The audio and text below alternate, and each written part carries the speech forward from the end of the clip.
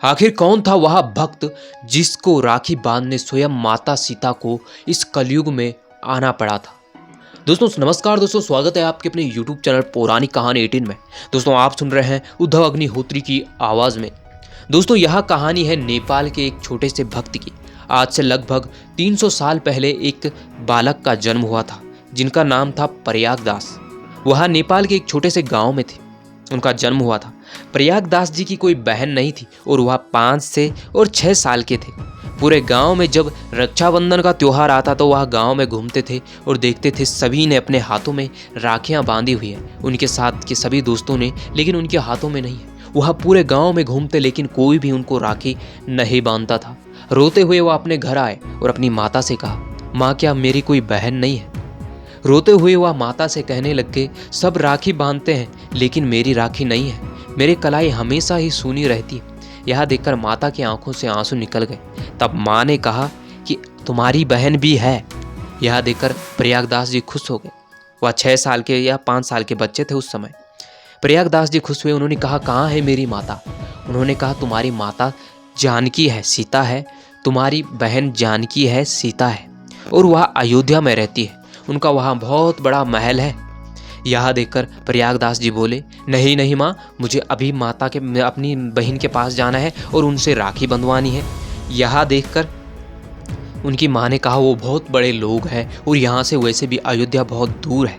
वह बहुत बड़े लोग हैं, बहुत बड़े घराने के हैं, वहाँ उनको ऐसा समय नहीं है हमारे लिए।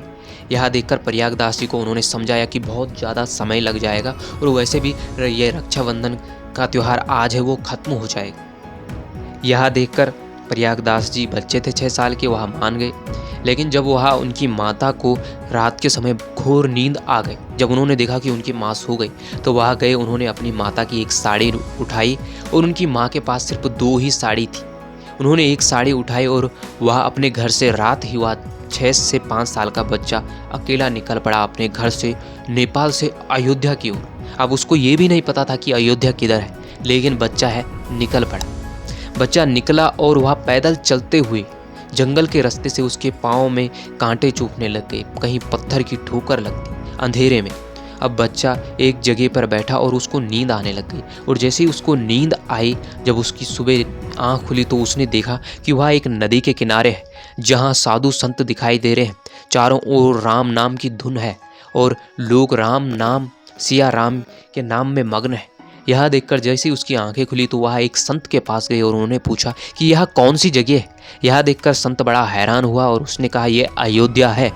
यह देखकर वह खुश हो गया कि माँ तो ऐसे ही कह रही थी कि अयोध्या बहुत दूर है। मैं रात को चला और यहाँ सुबह होते ही पहुँच गया।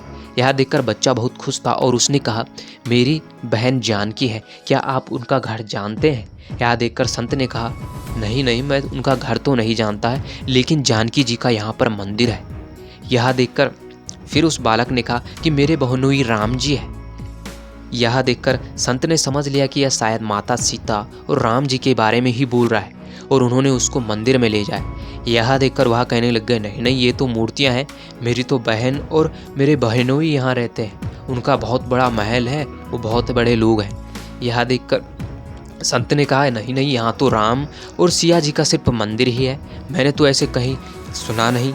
और वह सारे अयोध्या में घूमे, हर किसी से उन्होंने पूछा कि राम सिया जी का महल किधर है, लेकिन उन्हें शाम हो गई, रात हो गई। रात पूछते पूछते उन्हें कहीं कोई पता नहीं मिला। प्रयागदास जी बड़े दुखी हुए और वहाँ से पैदल बाहर आए। वह जैसी रात बाहर आए अयोध्या शहर से, वह एक वृक्ष के नीचे बैठे और रोने लग गए और सोचने लग गए, माँ ठीक ही कहती थी कि वह बहुत बड़े लोग हैं, उनके पास हमारे लिए समय नहीं है। और वह रो रहे थे। 2-3 घंटे तक यह बच्चा रोता रहा। लेकिन तभी इसको दिखाई दिया एक सफ़ेद सा सुंदर सा हाथी और उसके ऊपर भगवान बजरंगबली जो कि महावत थे, हाथी को हाँक रहे थे। और माता सीता और भगवान श्री राम इस हाथी के ऊपर सवार थे।